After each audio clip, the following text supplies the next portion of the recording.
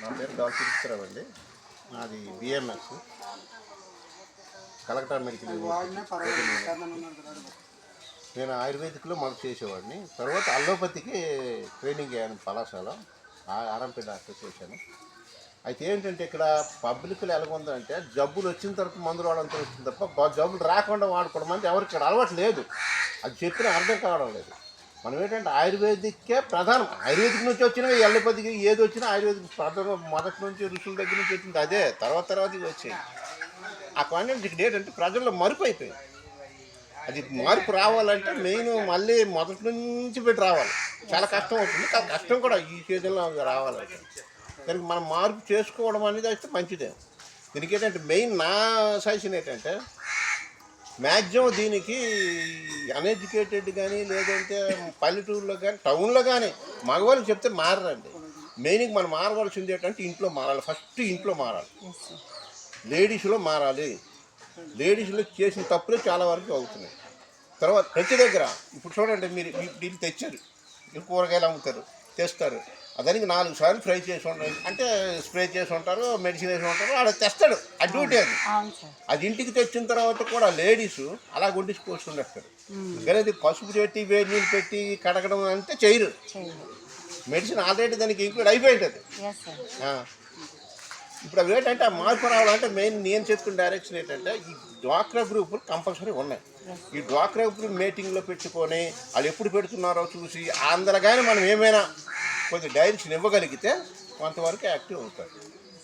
తర్వాత మనం ఏంటంటే ఈ ఊళ్ళ మీద చెప్పి ఎవరు ఉండరు, ఎవరు చెప్తే ఎంతమంది చెప్పగలం, ఇంటింటికి వెళ్ళి చెప్పలేము.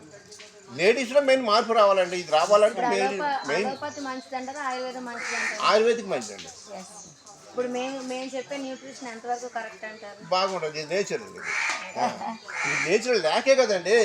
ఇప్పుడు మెయిన్ ఈ జబ్బులు ఎక్కడి నుంచి వస్తుందంటే నేచురల్ ఫుడ్ వదిలేసిన నుంచి ఇవన్నీ వస్తాయండి. నేను నా సర్వీస్లో అండి, నేను ఒక 20 సంవత్సరాలు కొండల్లోనే మెడిసిన్ ప్రాక్టీస్ చేశాను. అంతా గిరిజన ఏరియా, అది 3-4 పంచాయతీ గిరిజన చేశాను, కొండలో చేశాను. నేను చేసేటప్పుడు 20 సంవత్సరాల మునుపు నేను తిరిగి ఒక 30-40 గ్రామాలు బీపీ కానీ, షుగర్ కానీ, గ్యాస్ట్రిక్ కానీ, బీపీ షాట్తో కానీ దేంతో నాకు పని లేదు. అవి లేవు అక్కడ. అంటే అప్పుడున్న నేచురల్ ఫుడ్ వాడి నేచురల్గా ఏది వచ్చిందంటే పసర మందులు అట్టుకుని ఉన్నప్పుడే కరెక్ట్గా ఉండేది.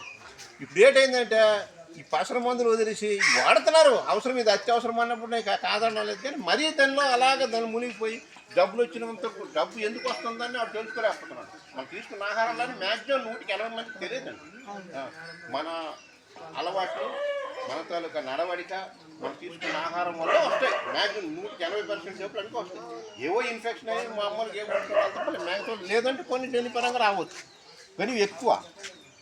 మరి అవి ఏంటంటే వీళ్ళు మరి వదిలేసి మనం నచ్చ చెప్పిన వినరు. ఎలాగైనా తగ్గిపోవాలి. మెయిన్ జనాల్లో ఏంటంటే ఎలాగైనా ఇన్సులిన్ పెయిన్ ఉందనుకోండి, ఎలాగైనా ఒకటి ఇన్సులిన్ ఇస్తారు, పట్టిన ఆగిపోతుంది. కానీ ఆయుర్వేదిక్ అలా ఆగదు. ఆగడానికి కొంత టైం పడుతుంది, స్లో వస్తుంది. ఇది ఒరిజినల్, అది బేగ్ వస్తుంది, డూప్లికేట్ తేడా అంతే. అయితే తెలాలనుకుంటే కొంత టైం పడుతుంది, చేస్తే అవుతుంది కంపల్సరీ.